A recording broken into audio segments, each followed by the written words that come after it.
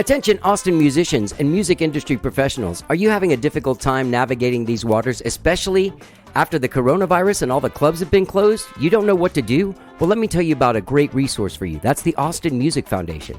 Austin Music Foundation provides ongoing artist development services through its educational panels, one-on-one consultations, and online resources. Now listen, gang, all of that stuff is available to you, the artist or music industry professional, for free. And since coronavirus hit back in March and everything is closed down, Austin Music Foundation had the forethought to move all of their programs online. That's right, you can watch panels online, you can do your consultations online. Austin Music Foundation is there for you, and it's all free to you, the artist. Just go to austinmusicfoundation.org. That's austinmusicfoundation.org. Get involved.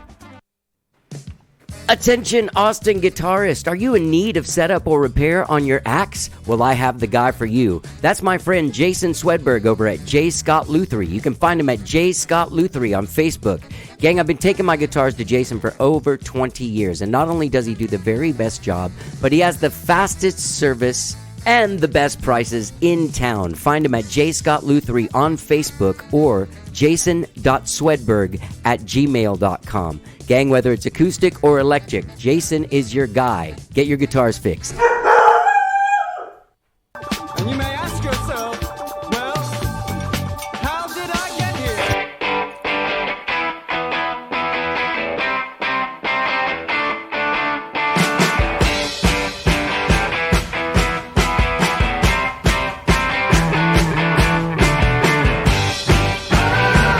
It's time for How Did I Get Here?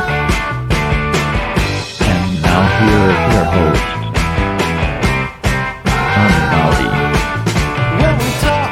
All right, hello. I'm Johnny. I'm your host. Welcome to the show. I hope you guys have all had a good week, whatever it is you did this week. I'm actually doing this the day before it comes out, Thursday. I started doing my Thursday solo live stream residency, my happy hour shows. They happen at 6 p.m. Central Time at Johnny Gowdy Music on Facebook. So I'm about to do that in about 20 minutes, my first one of this month. I'm excited. It's always fun. You know, man, I'm starting to enjoy singing on my phone. I am. At first, I was weirded out by it, and then now I'm starting to really like it. I did it the other day for this event that I played for, and and I ended up having a really good time. In fact, I had such a good time that the people, when I sent them the video, they were like, man, you were having a blast. I was having a blast. So come on out Thursday night, 6 p.m., happy hour live stream with Johnny on Johnny Gowdy Music on Facebook, all right? What else is going on? Gang, I'm telling you. I'm going out to do this event on Monday to Smithville. This is the first event I've been a part of in a while. I'm hosting. It's a jazz show. I'm going to do some podcasts in the back. It's put on by my friend James Robinson and Brandon Temple and a bunch of other fellas, but they're doing this Labor Day celebration in Smithville, having some very cool jazz cats come out and talk. So look forward to those conversations from the green room on Labor Day. So that should be pretty fun. Those will be coming up in the next couple weeks. I've got a lot of shows coming down the pike, you guys. I want to thank everyone for reaching out. The From the Vault series seems to be taking off. You guys seem to be enjoying it. Everyone loves that Tommy Taylor episode. They really do. Go back and listen to it. The one that came out on Wednesday with the great Tommy Taylor. He played drums on that Christopher Cross record with Ride Like the Wind and Sailing. Played on the first couple of Eric Johnson records, which are very popular. He's a very popular dude. And plus he tells some great stories. So yeah, go out there and check that out. So anyway, yeah, I've got a handful of stuff to do. Got some weird stuff going on, family stuff. My dad, who hasn't talked to me, has been sending me, he hasn't talked to me since April. And he's been sending me anti-Biden propaganda at 5 in the morning this week, which is pretty annoying. Pretty annoying. What do you do, man? These are tough times, isn't it? You got that family member that's just kind of a jerk. I got that. Unfortunately, it's my dad. Gang, I have a double header for you guys today. 2 great conversations. Later on in the show, I'll be talking to James Ethington III. He's an alternative acoustic artist. He's got a brand new EP called Recycle, available on all of the streaming services. James Ethington III. You can get out there and find him. I'll put a link to it in the text of this podcast. He was in Alamogordo, New Mexico when we spoke the other day, and we have a great conversation, man, about growing up there, about growing up in Alamogordo, the sort of the race situation there, because I was asking him, what's it like in like a smaller sort of American town, or a town when there's a lot of racists, like there's a lot of Mexican people there, there's a lot of Native Americans there. I can imagine that being African American there, You know, you're just part of the fabric of what's going on. But anyway, we have a great conversation about all that stuff coming up in a minute. But before we have that conversation with James Ethington III, I talked to Dorian Grace. He's an artist who has just released his brand new CD, self-titled. It is only available, the entire CD is only available on his website, okay? The album itself. If you buy the CD, you get a free download of the whole album. That's thedoriangrace.com. Now listen, gang, this dude has made an album with focus. Now the album, it just sounds like it basically sounds like if there was an artist in the 80s that you never heard of that did a bunch of songs that were in movies, and then they uncovered them years later, like now. That's what that sounds like, man. He uses very authentic sounds, has a very specific style of writing, and it takes you back to a place. If you're into that sort of thing, now I'm not saying, I am. If he would have played this record for me in 1995, I probably would have been bummed out. But now I'm far enough away from the 80s where I'm like, wow, how do you get that keyboard sound? That's exactly the keyboard sound of ... So yeah, he's a great artist. He's very funny. So without further ado, please, before we talk to James Ethington III, enjoy my conversation with the immensely talented and very cool Dorian Grace. Let's get down.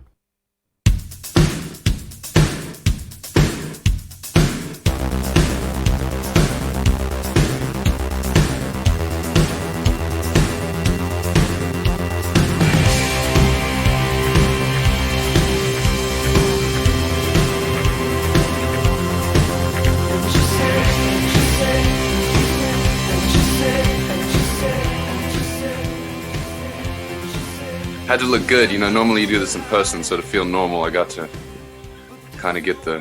Where are you, Dorian Grace? I am in Round Rock, Texas, just north of Austin right now. But you're not from... So you live in Austin? Yeah, I live in the Austin area. I originally from Lincolnshire. It's like Lincoln. It's a city in, I guess you'd call it the Eastern Midlands. Oh yeah, the Eastern Midlands. You mean Nebraska? Yeah, Nebraska, UK, yeah. Nebraska, UK, Lincolnshire. Hey, dude, this is a great album. And, yeah, man, you hit you scratch some itches, and you definitely, like, it's such a focused era. It's almost like someone found this dude, Dorian Grace, like they found his jams or something, you know? And, like, now he's this guy just, like, wandering India. But they're like, hey, we found this dude that had all these hits.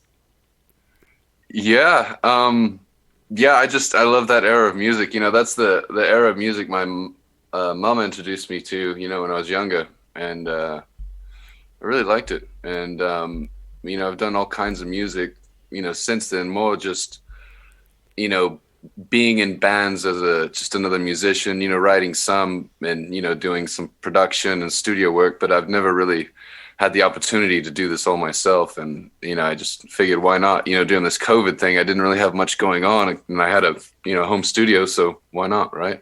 Yeah. Well, I mean, it's pretty spot on. Like, is it, What Are We Fighting For? Is that the song that sounds like, it's from the Lost Boys? I like that the Lost Boys is almost like a style of music. Like it's this vampire-y drum machine synthesizer thing. All you're missing is the shirtless saxophone guy. That's true. Although in the music video, What Are We Fighting For? I do have a shirtless scene in it. So. You do have a shirtless scene in it. Actually, That's a great video. Who made that? Actually, I decided to take my hand at that one. So I actually wrote the script and rented the hotel, did all the production. I just hired a friend of a friend that did some filming, and that's pretty much how it happened. You know, originally it had like an 80s style storyline where we did the you know, there was dialogue in it and all that, but you know, I didn't really have a lot of spend on actors, and the acting was a bit dodgy, so we just kind of cut the dialogue part of it. Was there like a Blaine kind of guy, like the asshole kind of? Yeah, kind of. It was more about like, it was more about this party scene and like after the show and we're all, you know, hanging out and, you know, it's just kind of about the, you know, the love story that's kind of ended and gone wrong. So it's more me brooding and being depressed or whatever. But in the end, it was just kind of look cooler. You know, it kind of gave me that, you know, Miami Vice feel, I guess. Yeah. Oh, by the way, speaking of which, people can get your merch by going to DorianGrace.com, and there's a store, and they can actually get the whole CD because the album is not available online unless you go to the website. Yeah, so it's Dorian Grace, sorry. .com. Yeah, I think some sort of political figure, Dorian Gracie, has DorianGrace.com for some reason. But I'm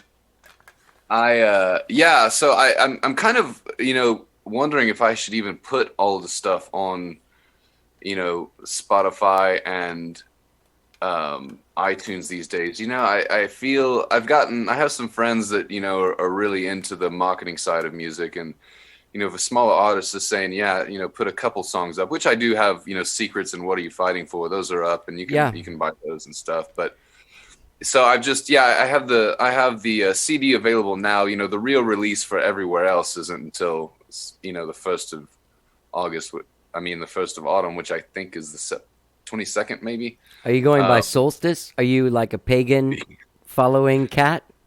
Not really. It's just autumn is just a beautiful time of year, so I just figured that was appropriate. Your name sounds like a guy from like Falcon Crest too. Like everything is perfect. You did everything perfectly. The name is actually, you know, my father was a bit of a Oscar Wilde fan, so it's. I think he was trying to say Dorian Gray, but right, Dorian Grace. But yeah, I've had fun with this project. It's been quite incredible. Yeah, so people can get the whole record downloadable and purchasable on physical CD. Yeah, so right now it's just on my website. If you buy the CD, you get the digital download for free. That's just how it works. When I first put it on and Secret started, I was like, I didn't know what the song was called. I just put the CD on, you know, and walked away from the situation. Actually, dude, you're going to be so happy about this. I listened to it only on NS10s. Oh, so it's like the total 80s experience. Like this record was made for these speakers. Yeah. So yeah, I actually mixed that on. There was like cocaine? Late 80s, early 90s. What? I said cocaine. You mixed it on cocaine. Yeah. Push the treble, man. That's to why give the it treble that was so sheen. high. Yeah, that's why the treble was so high. I spoke to one of the first record labels I was ever on.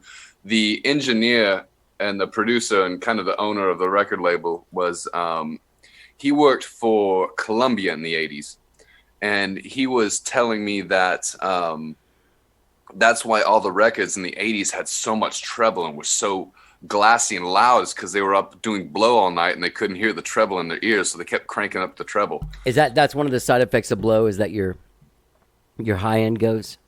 Well, I don't think that's a side effect. I think side effect of blow is listening to music too loud and blowing out the high end in your ears. That's true. So when you start listening to it, you can't hear it anymore. And not only that, but, you know, you only have at most, like 5 or 6 hours of good mixing in your ears a day anyway before your ears are blown. So, you know, you're doing coke all night, you're mixing for 14 hours, you can't hear anything anymore. No. Man, that gives those records a really sad charm, though. So, all right, so I put this thing on. It's blasted. It's coming out of my NS10s. And the first song, like, I'm like, geez, like Stand Back, right? Like the beginning is like...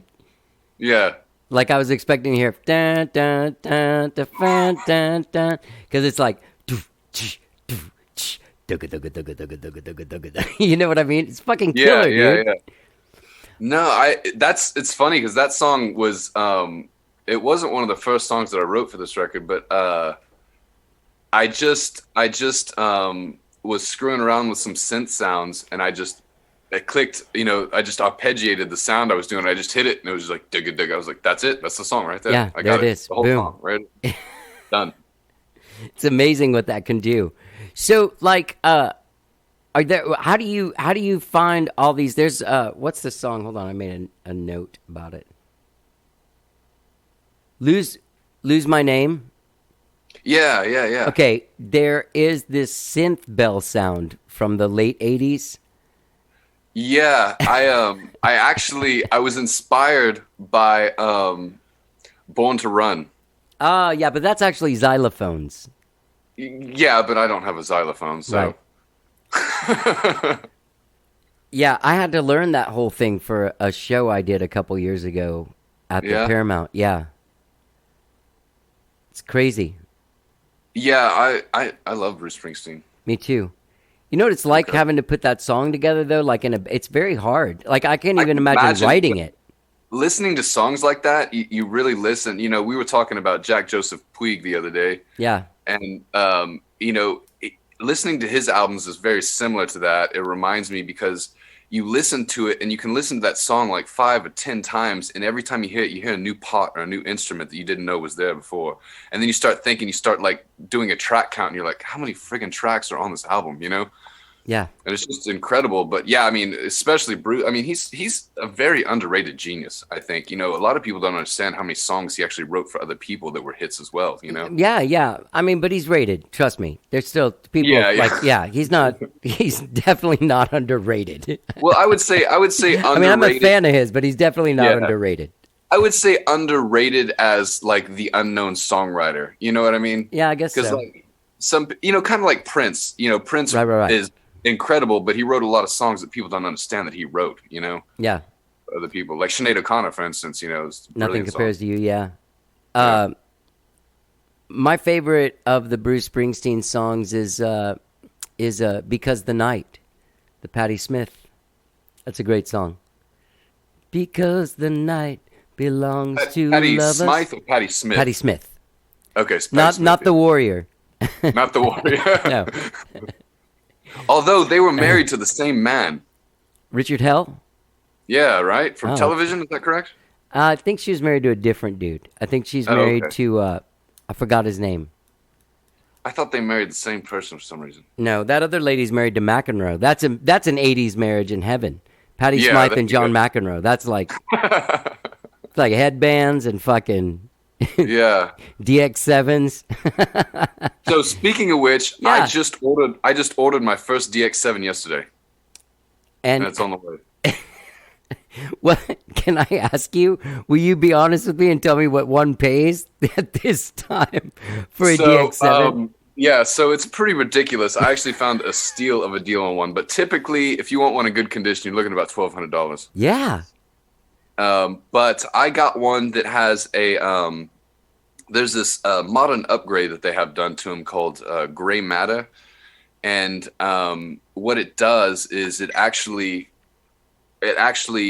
puts all the sounds from all the different DX7s into it, and it also gives it some modern MIDI capabilities as well. It's kind of interesting, but oddly enough, that kind of knocks down the price of it, which is kind of good, Right. for me.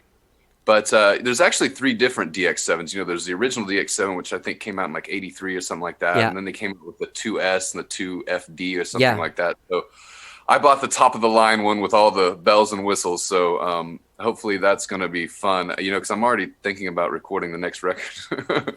Yeah, it's funny. There are these things like you can hear in the history of music. Like when you go back to the '80s, you can hear the year that the Lindrum came out. Yeah, You can hear the year that, like, basically from spring of '84 through that year is just DX. Like summer of '84 is like that fucking heaven of DX7. Everything is DX7. And it's the same thing with the the drum machines, the early drum machines. Yeah. I don't remember the one before the 808, but yeah, Phil Collins and everybody was using those. It was Right. just Oh really- yeah, those the ones that had just the thing in it. Yeah, like the It had the preset push preset buttons things. and Yeah. yeah. Dude, you want to talk? I would go to Switched On, and I have a fantasy of owning one of those. I knew this dude that had one. Yeah. And it's fucking like you hit a button and it's like I can't go for that. Like exactly, I can't go for that by Yeah, Hall & Oates. yeah, like you're yeah, just yeah. like, it's it. God, I can't remember what it's called, but it's Roland. And it has like rainbow colored buttons. Like CY or CP or Yeah. CK. Or Dude, something those like things that. are like fucking $4,000 for like 8 beats. Like, are you kidding me? Yeah, it's quite insane. The the stuff they're charging. You know, I'm looking at you know, I'm a gear nerd for sure. You know, especially when it comes to guitars and amplifiers and stuff like that, and microphones and stuff. And it's like you see these old, you know, Neumann U87s, and you're like, okay, that's a U87 from, you know, late 70s, early 80s. It's almost the exact same as a brand new one. The brand new one's probably even nicer, you know, and it's like double the price. It's crazy, isn't it? Tell me about your guitar situation. Like, you're using some pretty authentic guitars that look like they're from they have the sharp headstock. Yeah, so I'm actually a little crazy when it comes to that. You know, there's probably 6 or 7 different guitars on that album. I've always been in the studio very conscious of what I think guitar fits to a song. Right. But the main guitar, like the one I'm playing in the Secrets music video and What Are You Fighting For video, that's actually a guitar I built. It's pretty much, I bought an old Mexican Stratocaster body, and I painted it myself, and I had to route it out myself. And then, you know, I got a pick guard for it, got a neck from Warmouth Guitars, kind of slapped that all together. And I do a lot of my own wiring too, so it's got some kind of crazy wiring going on with it as well. And then it's got a Vega Trim tremolo, which is a brilliant tremolo they're made in Spain right now, and they do the whole dive bomb thing, and you don't have to carve out your guitar and everything. Oh, yeah. It's amazing. And then I have I do have an Ibanez RG. Yeah, I like that one. Yeah, I have an Ibanez RG with the pointy headstock, and that's fun. That was a very fun guitar to play, you know, for the big dive bombs. And I use that guitar in a lot of the guitar harmonies. For some reason, it just fits right in. You know, it's like it's not too overbearing, but you can play it next to another guitar, and it kind of blends nicely with it. And then for the kind of bluesy song that I have on there, I actually have an American Stratocaster, and it's kind of a funny story because that guitar is an exact copy of the first guitar I ever owned. My first real guitar. You know, I had, you know, toy guitars, half-size guitars, or whatever when you're a kid. But first guitar he ever bought me, and it got stolen. It was a limited edition, you know, colored headstock, kind of 60s reissue, and it got stolen out of a studio. And last year for Christmas, my father found one in the UK and shipped it over here. Whoa, that's fucking awesome. So yeah, it was quite amazing. So that guitar I'm never letting out of my sight again. And what's crazy is I know it's not the same guitar, but you know how you pick up a guitar, it can be the same version, same color, and but they feel different. This guitar feels exactly like it. It's just mind blowing. Yeah. And I just picked it up, and it seems like I picked up mine, and it never like left. And it was a closet classic. It was in better condition than mine. It's like it never been played. It's like that Frampton story. You know Frampton's black Les Paul? No, I don't know the story. Oh, someone stole it, and then someone anonymously like turned it in Brazil, and he got it back after like more than a decade of not having it. I actually just heard a similar story with Billy Corgan lately. How's he doing? How's he holding up through the pandemic? we were just shooting the shit the other day, but no. No, I saw, you know, his Siamese Dream guitar got stolen a long time ago, and he just got it back somehow. Oh, that Strat? Yeah. Yeah, that's a cool guitar, man. He didn't have it for like 20 years or something like that, and finally got it back. You wrote all these songs on your own, dude? Yes, sir. You didn't have Desmond Child come in and like sit down and fucking... You did not write Too Late with Desmond Child. That's what you're trying to tell me. You and Richie Sambora and Desmond did not write that song. No, I want to feel like Daryl Hall was next to me in spirit, but he wasn't. Okay.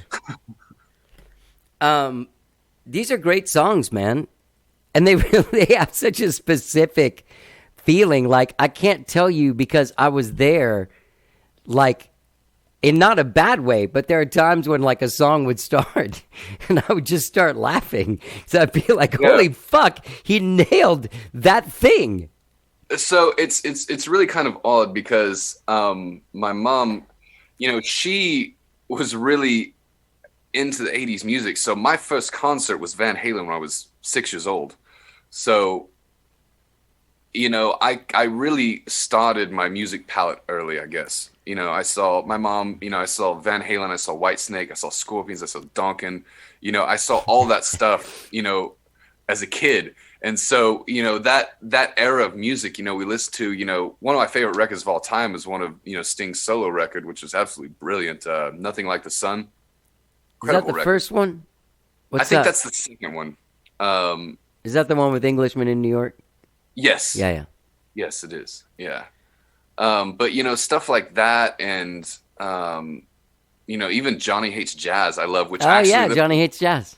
They're putting out another record this year as well, so I'm kind of interested to hear that. They put out one in the I think late '90s that I wasn't too hip to, but I've heard one of the tracks off of this new one, and I kind of like it. Johnny Hates Jazz. I have this friend named Jazz Mills, and I always send her songs by Johnny Hates Jazz on Spotify. Yeah, actually, the song "The Coloring" I kind of stole a little bit from Hero. What was their big song here? So they had "Shattered Dreams." That's it. Shattered Dreams, Shattered Dreams.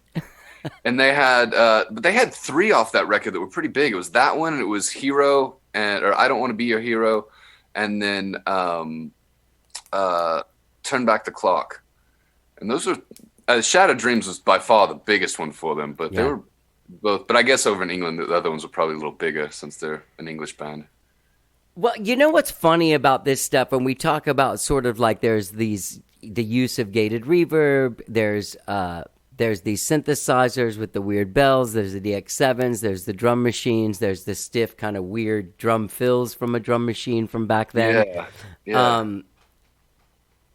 And all of those things are so indicative to this one time, and they all go back. And I was talking a few years ago with, Tim Palmer? I don't. He's the mixing guy. Oh, he did a shitload of stuff, man. He might have done that Johnny Hates Jazz. He did like Kaja Gugu. He did he produced those 80s Robert Plant records. He lives here in town. He's also an English dude, yeah. He produced Tin Machine. He mixed Pearl Jam 10. Worked with Ozzy. I might have to send him an email, see if he wants to mix my next record. Yeah, he might have already done it. You know what I mean? Like, it's already done. I just got to go buy it from him. So when I was asking him, I was like, "Well, what was going on then? Like, what were you guys thinking when you were making these records?" Because I know that there's a certain thing when I go in to make a record. There's talk about trying to make a record that's timeless. Let's not just adhere to what's now. Let's not use this plugin that everybody's using to let everybody know that this record's coming out in 2020. You know what I mean? I feel like that's what's going on now. It's always going on though. But in the 80s, he was like, there was just this tidal wave of technology change. And all of a sudden, you were caught up not in making a record that was timeless, or you were trying to make a record that sounded like it was happening right then. And now you, dude, like almost fucking 40 years later, are achieving that same goal. Yeah, it's interesting. I'm a huge fan of Mutt Lange. Yeah.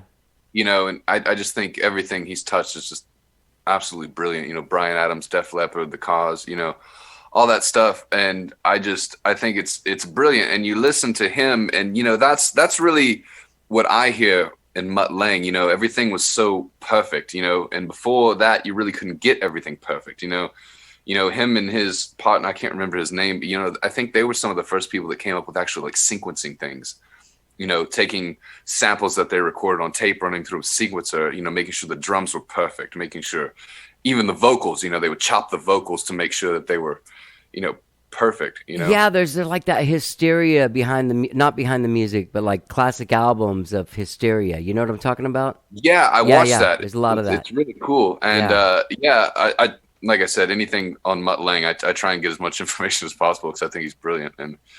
But it's crazy, some of the drum sounds, adding toms with snare drums to make them bigger and more round, It's just he was definitely just a an innovator, Yeah. I liked his thing in there when he was talking about maybe it's a different thing, but there's a Def Leppard thing where he was talking to Rick Allen, and Rick Allen was like, man, you know, I got to do this thing because I've got these grace notes. And he was like, grace notes?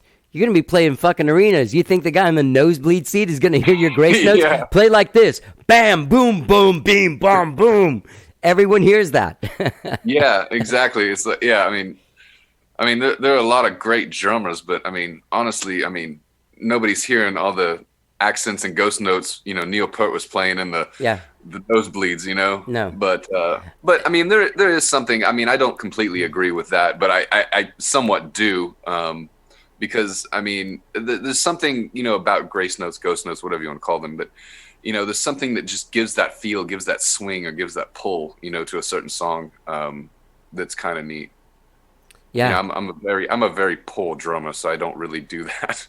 What? How did you do the drums on this record? You played them? So honestly, I went into this. So you know, I wrote everything and I wrote all the instruments. But going into this, you know, I was like, I'm gonna play all the instruments. I'm gonna do all this. So what I did is I, you know, got my drum kit and I was like, okay, and I started tracking drums and I was just like, you know, I'm piss poor, you know, so this isn't gonna work. So I ended up using I ended up sequencing them. But everything else, you know, I played live. You know, obviously a lot of the keyboard stuff was MIDI, so I was able to sequence that as well. You know, the arpeggiated stuff. But for most of it, I played it live. But the drums, I wasn't able to get a good enough take that I was happy with. Yeah, it's hard, man. Yeah, it's tough. You know, I've actually played drums live before in a band situation, and you know, I'm barely passable there. So in the studio under some microphones and a magnifying glass, just doesn't cut the mustard. I've done it a couple of times. One time I was asked to leave. Serious.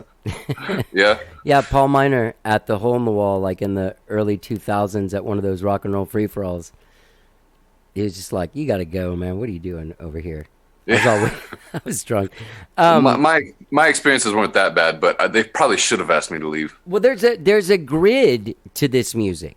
I mean, if you're gonna play music that's from the '80s, you can't be all loosey goosey and like REM's first album about it. You gotta lay down the grid, baby. Yeah, I gotta get on the grid. Yeah, get on the grid.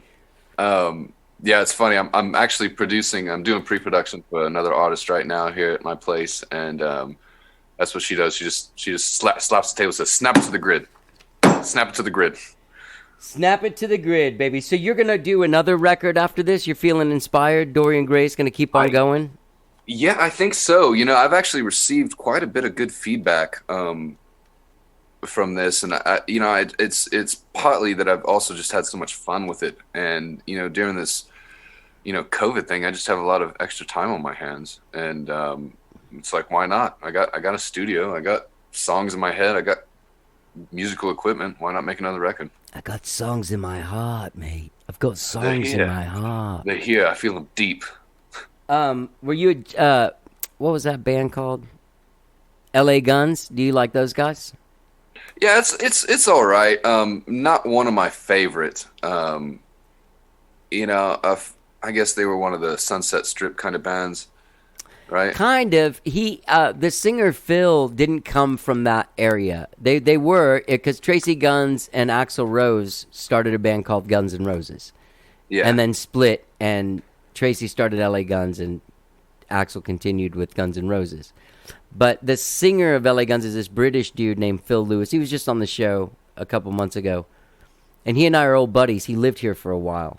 Oh, wow. And I was in this band, Mr. Rocket Baby, and he was a fan of that band, and our wives were friends. And so my ex-wife was friends with his ex-wife, so we hung out and ended up being buddies. So anyway, I was just wondering if you liked that band. I don't know why. Yeah, they're all right. It's, as you know, I still kind of put them in that Sunset Strip kind of thing, and when it comes to that, you know, I feel like, yeah, you know what I feel like. I don't really know that music very well. You know, it's very peripheral with me. I got whatever was happening in pop culture. Yes, I knew, but I never had like that Rat album. You know what I mean? Like my other friends, like Anar and AJ Vallejo. Those guys, they know every word about of the Cellar. I just know the song Round and Round. You know what I mean? Yeah, I'm very similar in that aspect. You know, I never really dove into that. You know, I was, you know, more into, Van Halen. Dude, and you Def were like a Leppard. fucking 6-year-old at a Whitesnake concert. Yeah, it's true. Yeah, but Yeah, like, there's a difference between like Whitesnake and like Faster Pussycat, who I've never heard. I just know the name.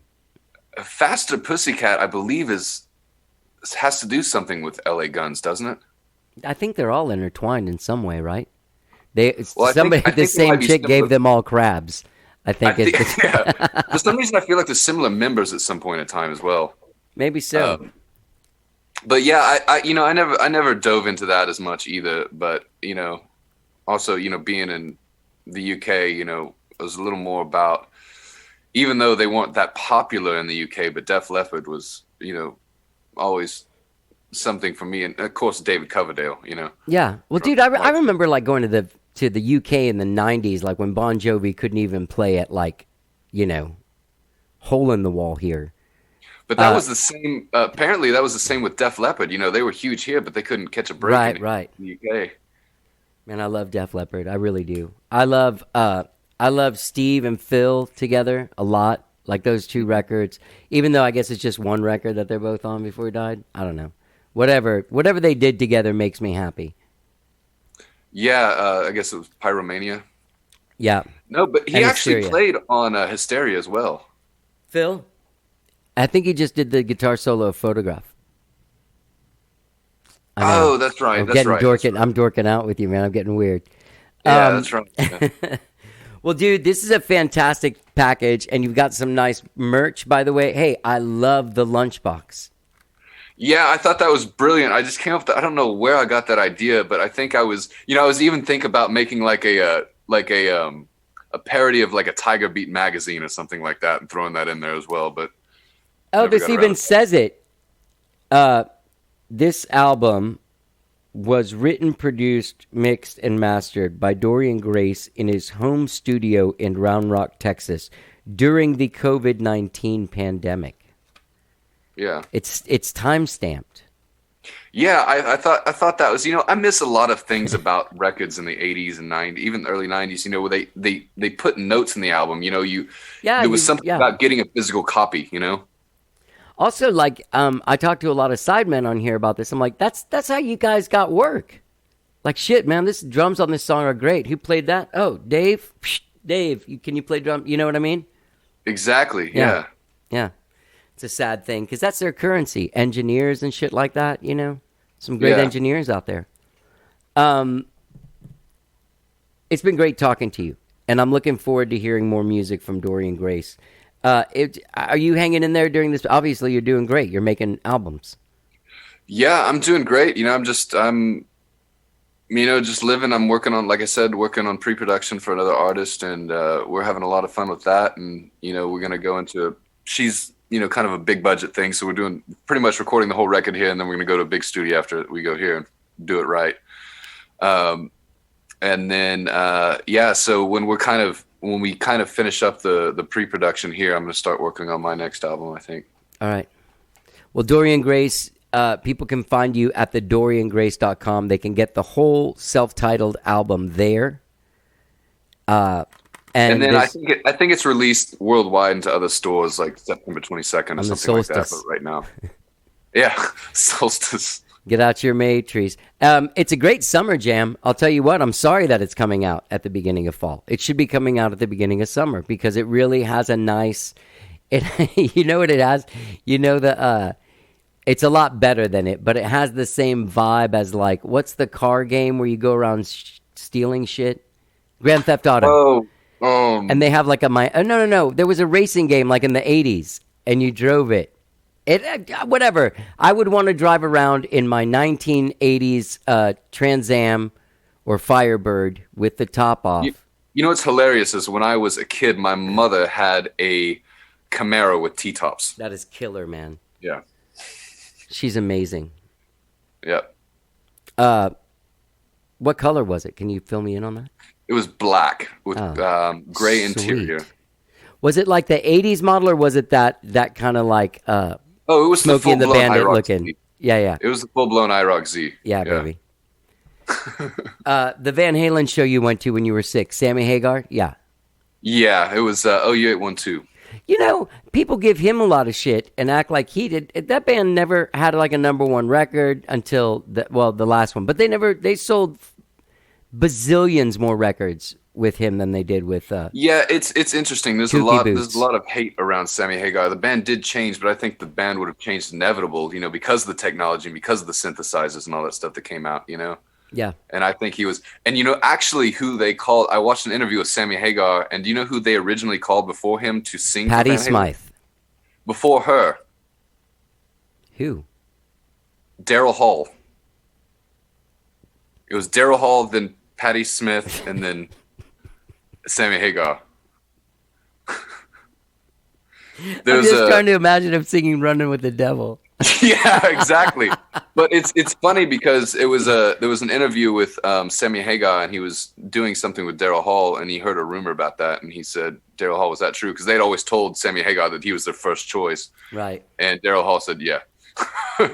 I saw an episode of Daryl's house where Sammy had him come down to Cabo Wabo. Yeah. I love that show. The show's amazing. Amazing show, man. Well, listen, dude, it has been great talking to you. This record's fantastic. People get out there, check out thedoriangrace.com. You're available also. Got a couple tunes on Spotify. Maybe go check it out there for free. Decide if you want to buy this.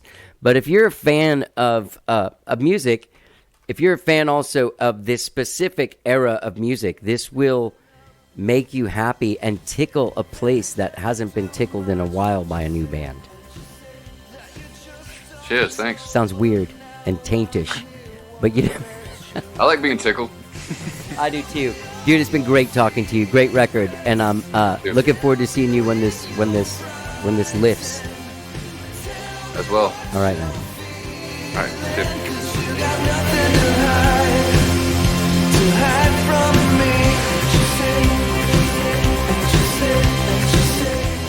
Dorian Grace, his brand new EP is available only on his website. The whole EP is only available on his website. You can find him at thedoriangrace.com. If you want to check out the music and see what it's like, his singles, Secrets, and What Are We Fighting For are available on Spotify and streaming services. Also, there are videos for that song. Don't forget, you can pick up a Lunchbox t-shirt or CD available at thedoriangrace.com. Great catching up with him. Looking forward to talking to him again someday. All right, gang, let's get into the second conversation of this double header. My next guest is alt acoustic artist. He's an alternative acoustic artist. His name is James Ethington III. He's lived here in Austin some, and he's from Alamogordo, New Mexico. He was actually in Alamogordo when we had this conversation. He just released an EP this summer, his debut EP called Recycle. Fantastic. He's a great songwriter, great singer. And he has a lot to say, man. We have a great conversation about growing up in Alamogordo, what the race situation was like there, about being a musician, about how he came to songwriting, and it's great. You should check out this EP, Recycle. It's fantastic. You can find it on all the streaming services, wherever it is you stream and download your jams. You can also find James on Instagram. Find him out there on Instagram. Say hi to him. All right, so there's a little bit of sound issues with this conversation. He was outside, I think, and there was some wind stuff that happened, but overall, an amazing conversation. We get into all of it. So without further ado, please enjoy my conversation with James Ethington III. Let's get down. Smoke upon the looking glass, put a smile upon my face. I can't neglect you now that I've let you into outer space. Smoke upon the looking glass, change the way that I feel. I was reaching for the gas before. So you're here in Austin? I'm not. I'm in Alamogordo, New Mexico. Oh, okay. Yeah. But did you move here or something? I did a lot of shows out there. Oh, okay. Well, Okay. I came in for music. Yeah. Okay. So you do live in New Mexico. Yeah. How's that? How's the coronavirus doing over there? You don't hear a lot of New Mexico stuff. Yeah, we do have some cases, but we're social distancing before people were social distancing. We don't really, we go to Walmart, go to our jobs, they come back home, so we don't really hang out like that. Yeah. Yeah. Well, that's important. How have you been doing throughout this whole thing? Personally? I've been doing all right. It's affected my job. I work at JCPenney, so they closed down for 3 months when they were already financially not doing so well. So it kind of affected them, and we're going to shut our store down. But I wrote a lot of songs during quarantine, man. so that's good. Well, let me ask you this: Did you put out this EP during quarantine? Recycle. Yes. And Yes. and in the Recycle intro, you kind of address being locked down. Was that you did that after the lockdown, right? Yeah. Okay. Yeah. Because I was like, wow, this guy could see the future. I should have said no. I wrote the song 5 years ago. Yeah. I saw it coming, dude. So you did this record, this EP, with a gentleman named Eric Gabala. Yeah, Eric Gabala, yes. Gabala. Okay. Yeah. Is he there in Alamogordo as well? He was, but he is actually in the military, so now he's deployed, somewhere. But he's based out of here. I read that. What does he bring to the table? Like, like you write these songs, right? Yeah. You write them on acoustic guitar. I'm supposing. Yes. Okay, and then what you take them to him? Yeah. Well, when I take him to him, he kind of, I don't know, he just brings another kind of energy to him after we record it. So we might record it one time and he'll hear it and be like, okay, maybe, you should do this or you should do that. And it's usually pretty good. He's good at finding where to come in harmonies and different things like that I haven't thought of. So a lot of it, I wrote it flat out, but if it wasn't for Eric, it wouldn't sound as good. Right. That's always a good job of a good producer, is to bring out the best in the artist, right? Right. And he works his butt off for a record. Yeah. I'm like, man, I almost want to tell him, hey, man, slow down. This is, you ain't got to take it that serious. But he really puts his heart and soul into it, Well, his name's on it, Yeah, his so name's on it. It's got to be good. Yeah. And actually, around here, there's not a lot of producers that take it that seriously. I mean, they kind of, I don't want to say they're just doing it for clout or whatever, but it doesn't seem like they take it as serious as he does. And every time I would see him, he's working on something new. He's reading something new. He's always trying to learn. And he's already been doing it for 10 years, but he just feels like a student. So that's what just makes him really great. Yeah. Let me ask you this. You were coming here to Austin and playing shows? Yeah, I played South by Southwest and just some other little events. Okay. Ava Fest event out there. That's cool. Do you play out in New Mexico? Yeah. Yeah? Yeah. Is there a scene in Alamogordo? Well, it is, but it's not as strong as you would think a music scene is. We have very limited places to play. So where you could have a residency out in Austin or any bigger city, you don't really have that here. They might book you and say, hey, we want you to come play here, but it's going to be 3 months from now because there's so many people, but not enough places to play, Right. So there's a lot of stuff that says like they compare you like a cross between Van Morrison and Prince. But like there's some shit on you that reminds me of, Richie Havens? The name sounds familiar. He's the dude in the dashiki that opened Woodstock all by himself, the black dude. Yes. Yeah, You know what I'm talking about? Yeah. There's some of that. There's some of that. Some of your trip reminds me a little more of him than those other two guys. Really? More. Yeah. Sure. I really gravitated towards the song Looking Glass. I like the EP a lot, but Looking Glass is like my jam. Oh, I'm glad you said that. Yeah. I really like that song myself. It's really good, man. So Thank this you. is your first release. Yes. But you've been doing this a bit? I've been doing it a while. I've been doing it for 9 years. Oh, that's a while. Yeah. Why? Yeah. In what capacity were you doing it? What took you like 9 years to finally get like a release together? To be honest, I wasn't being aggressive enough for the people around me. When you get in this business, there's a lot of people to say, you know what, I'll do this for you. I'll do that for you.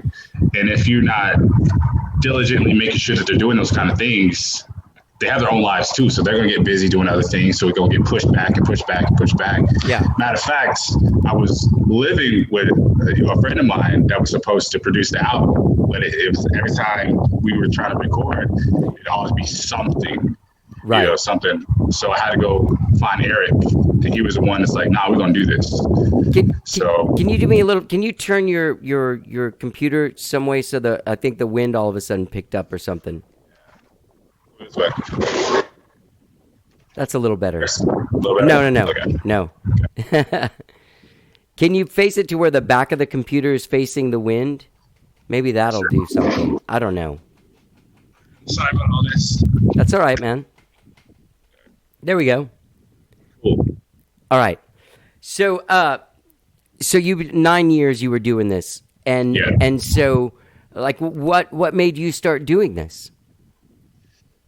I just needed something positive to do with my life. At the time, I was 19. I was just going through some bad stuff. And around here in a very small town, it's easy to get caught up in bad things. When you don't have opportunity, you're going to go find some opportunity. And sometimes at a young age, you find bad things. So music was the one thing I could just sit and do. And it was positive, and it kept me out of bad situations, Yeah. Man, I've seen Breaking Bad. I know what happens out there. Exactly. So, like, you grew up there? I was a military brat, so I've been here for 18 years. Okay. So I was 10 years old. So basically, yes. And how big was your family? How big is your family? What kind of family did you grow up in? I have two sisters, my mother and my father that passed. I'm sorry to hear that. So wait, was anyone playing music there in the house, though, that got you going on it? Not at all. My dad just played a lot of old school, like Motown and stuff like that. So that was always in the house. My sister started singing at a young age, but that kind of faded away for her. But other than that, I was the only person to play an instrument. Yeah. But no one was playing records, like you didn't like. Were there any? What was it that made you? Like, what was the thing where you were like, I know you were getting in trouble, or going towards trouble. Yeah. But what was it? What was the catalyst? Like, a lot of times you'll see a performance or you'll hear a song and you'll be like, wait a minute, that's what I'm going to do, you know? Well, I've always really wanted to do music, but oddly enough, I was about 18 years old. And I know it's going to sound crazy. I went and saw Dane Cook perform. That was the first time. It was like our first like concert, just being around people. And he was just hilarious and just funny. And you just see all these people just laughing and joking, or, just laughing at his jokes or just whatever. And they don't care about who's sitting next to them or whatever. They're just enthralled with this one person. And I was just staring at him like, I don't know how, but I want a piece of that. I want people to forget about all the problems and just focus on me entertaining them. So if I have to be funny, I'll try to be funny. If it's some other thing, then let's try that. But I just knew at that moment when I saw him that I had to be an entertainer. Was he already doing like arenas and stuff? Like, he did a thing where he did like Boston Garden and in front of like 60,000 people. I never heard about that one, but I believe it. I forget the time period or what he was doing, but it was at the Pan Am Center. So it was doing like a college show. Yeah. But he was still he was big, Yeah. So Dane Cook, man, that's pretty That's pretty wild. So what were you listening to musically? Like, what was going on? Like, Ed Sheeran, was he happening then? And like, at that time, to be honest, man, I don't pay attention so much to the radio sometimes. It's always some old. So I'm listening to Nirvana or Jackson 5 and Eric Clapton, Jimi Hendrix, and just really being blown away by these musicians and thinking, wow, that's sick. I love how their art makes me feel. Yeah. The way they play with sounds makes me feel. Yeah. So always these legends were my biggest influence. Yeah, I mean, that's heavy, but you don't. There's none of that stuff except for like spiritually. Yeah. In your music, it's very different. There was nothing you were listening to at the time that was like made you want to be like a solo acoustic guy, or did you do that out of necessity? A necessity. Yeah? Yeah. So what, you were busking on the streets is what I read? Yes. How Yes, does that work out? It worked out fine for me, but like I said, it's a pretty slow paced town, so it's kind of hard. But the first time I actually wanted to busk, it was never for fame or attention. I started busking because we didn't have a lot of money at the time, my father and I. So while he was at church, I went down the street and busked in front of Hastings. And the only thing I wanted was enough money so I could buy us both a Big Mac meal. That was it. And in an hour, I made $40. And that was the most money I had gotten in a long time. So I was like, let me keep doing this. It was fun. And the next day, I met a guy that said he wanted to start recording me. And we recorded some tracks for over 4 years together. Never released, obviously, but... What kept you from releasing it?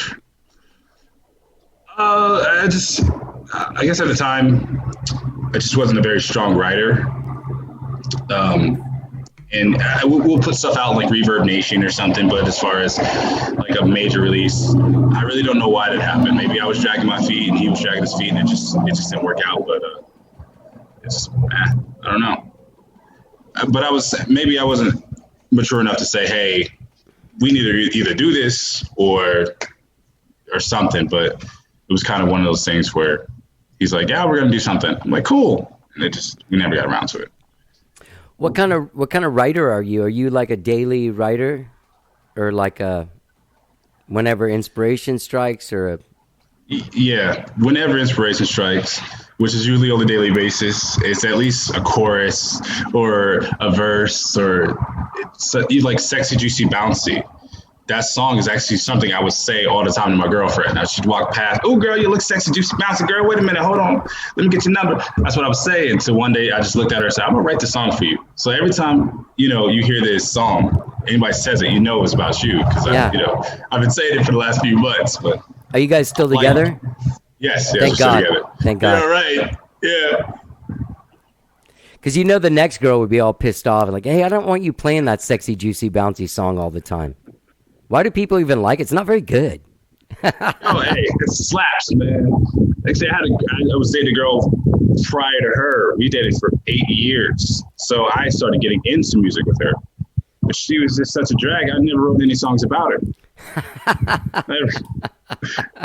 think one song about her, but it was like she had been really mean to me that day. So it wasn't positive at all. Right. But So how what are you able to do outside of like coming on shows like this and shit? Like, you're a new artist. A guy would release a record and probably go do a couple of shows here and there. Yeah. But that obviously is a little bit different.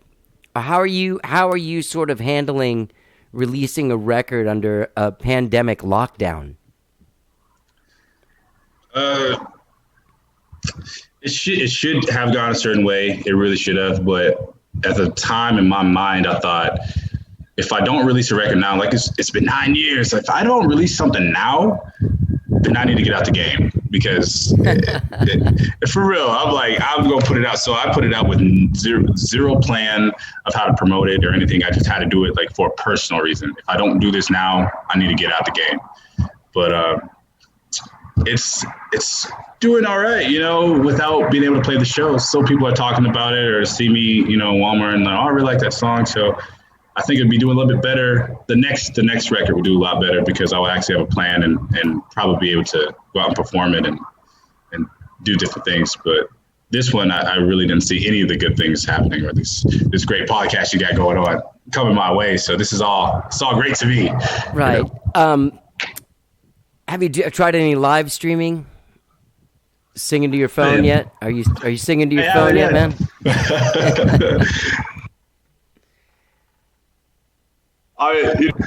I just got an iPhone because people made fun about having Android. So maybe now I'll start doing, some live stuff, because, you can actually see me. I won't just be a pixel on the screen. Right. I got a high-tech phone now. Yeah. Man, let me ask you this. as far as like, I mean, obviously, man, it has been an intense 3 months for black people in America. Yeah. It really has. And how are you doing through all of this? How has this last 3 months affected you? Do you feel like there's an actual movement towards real change, or do you feel like we're once again hashtagging Black Lives Matter, and whenever a new show comes out on Netflix or some new thing comes out, we'll get swept up into that? I think that always ends up seeming to be the case. I think it happens, and then the fire kind of, I'm not saying the fire dies, but it kind of goes down. But, you know, these things just perpetually just keep happening and happening and happening. At some point, there needs to be, Black Lives Matter isn't Black Lives Are Better. It's not I'm more than you or anything like that. It's like someone's father died. You say, hey, man, I'm sorry. You feel for them. You don't say, well, everyone's father dies. Right. You don't say that. Yeah. But with All Lives Matter, I want all lives to matter. We do want all lives to matter, but we're getting killed. And basically, cops are killing innocent black guys.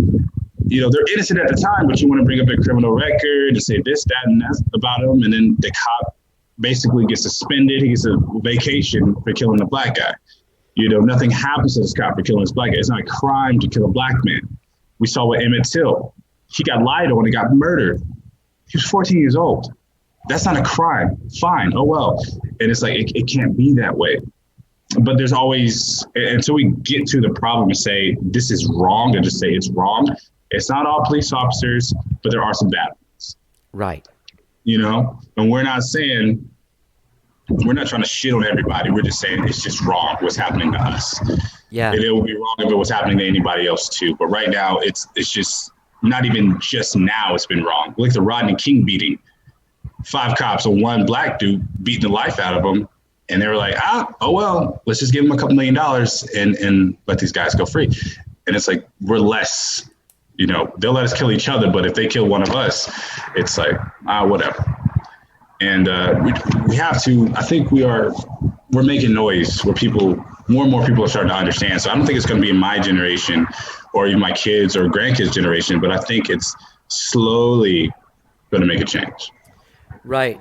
And look, I don't want to get on a political sides thing, but I saw yesterday Joe Biden spoke, and I found it pretty refreshing that he went into a whole thing about eradicating systemic racism, and like, I don't know if that's just lip service too, but you never really hear those guys even fucking say that.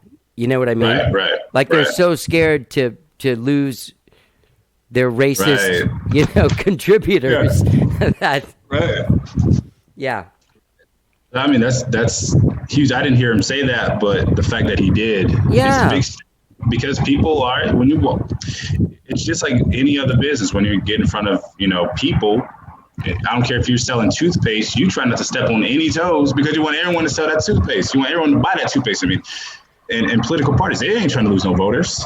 So when you bring up something like race that's taboo, it's like, let's just skim over that. Let's say some pretty words and not really say anything that's going to be impactful or really even address it. Right.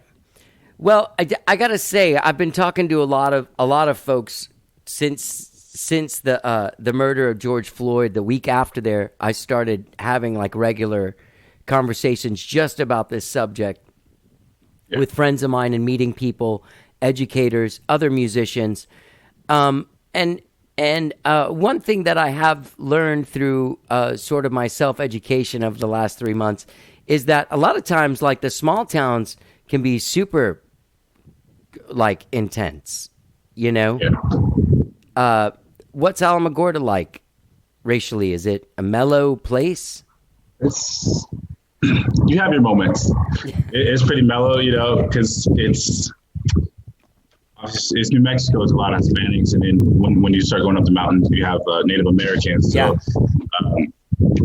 it's not like you're going to be the only minority. Me as a black man, I'm not going to just be the only minority. I just might be the only black guy. So that's fine. But still, I've walked into stores like neighborhood Walmart.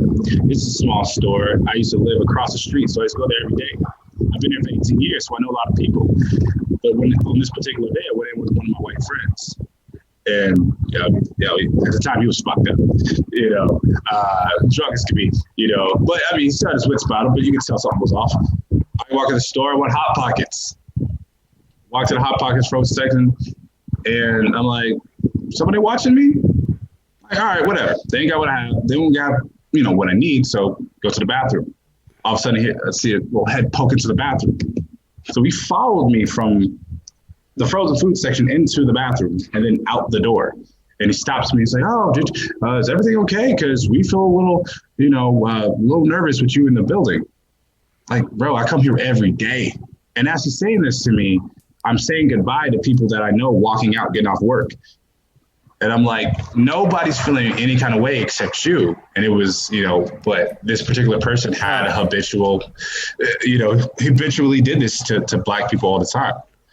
But occasionally you get it. I used to walk to work every day. I'll get pulled over, once or twice a week. Hey, where you going? 5 in the morning. I'm like, I'm walking to work. Well, people's been breaking into cars. You fit the description. I mean, what's the description? Exactly. You never find out. It just said Black guy. There's been a couple times where we're looking for somebody that's on probation. You're not him, are you? I'm like, I don't know who he is.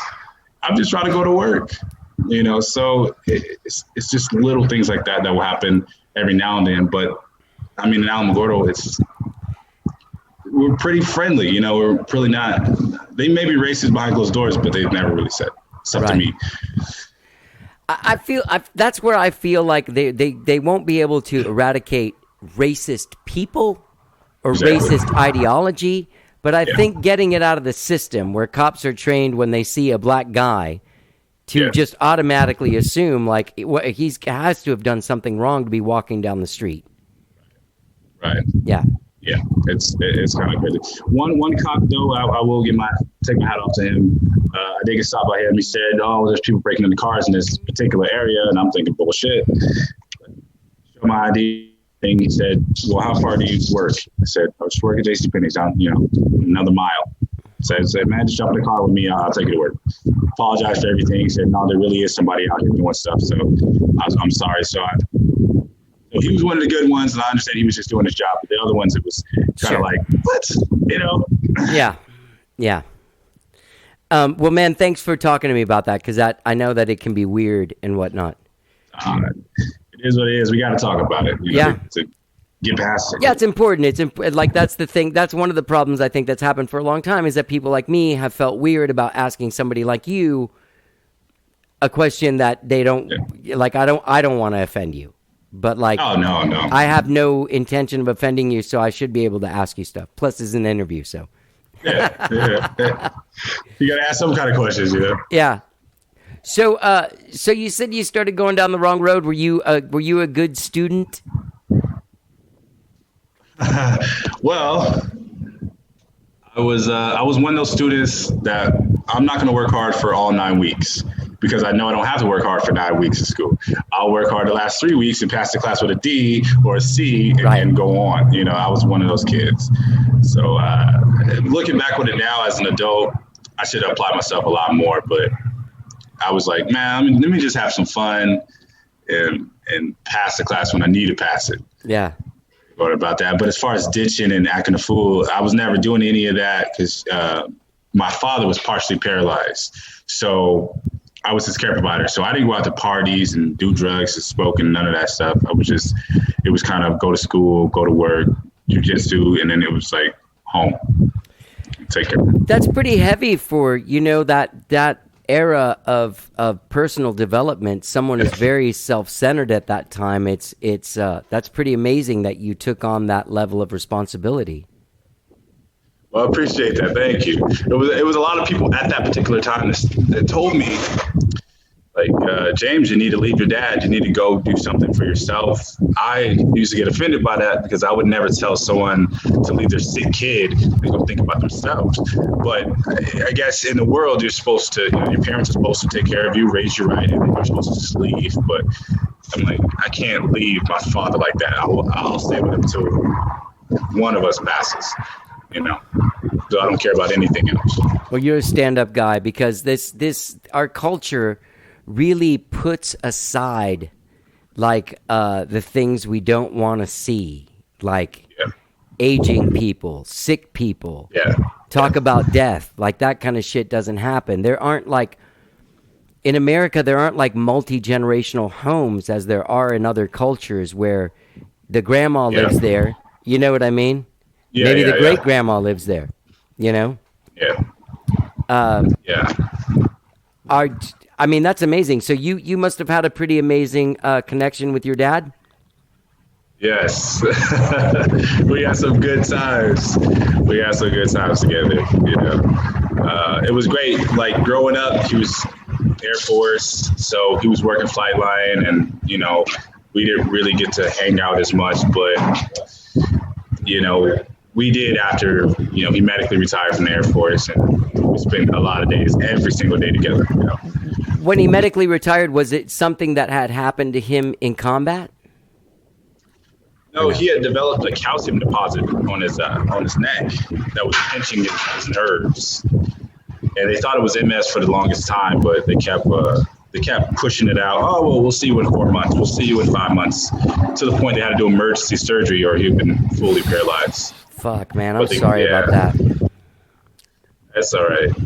Things happen. It's amazing how far we've been able to come, but still so fragile life is. You know what I mean? Yeah. We can send dudes to the moon, but we can't figure out a calcium deposit from a. But I think MS actually is that, right? MS is between your brainstem and your spine. That's where the thing comes where you start losing control of your limbs because the communication gets botched. Right. So, I mean, I'm not saying they were they weren't competent. Who knows? It was just a mistake, but just it led to him being in a wheelchair. And the thing about him ending up in a wheelchair is it would bother the shit out of me. It would fuck me up. But he was. I remember just this big smile, all the time, just happy, was a Christian and was just happy to be alive. And when other people would come to the house, and that's what really saw me the power of being a good man and being a strong man. He was in a wheelchair. Other people would come to him and sit and want his help and his advice. And if I was sitting there, I'd be falling apart if, I stubbed my toe. So he was very strong. He taught me how to be. And even in a bad situation, you can still be positive. You can still do some good things. You can still help people and give love. So he taught me some very valuable lessons about just being a strong man. That's beautiful, man. That's very beautiful. All right. So what do you have planned for like the next few months? Like what's going to happen with James here? Oh man. I'm excited about writing some new songs, man. I'm excited for the next project. So it's kind of hard to keep me buckled down just on Recycle, but we're going to keep pushing Recycle and doing more things, maybe going live, playing some virtual concerts or whatever. But we're going to push that. But I'm very excited about writing new songs for the next record. Yeah. Seeing where life takes me. Well, I'm excited to see where life takes you as well. I'm looking forward to hearing more music from you.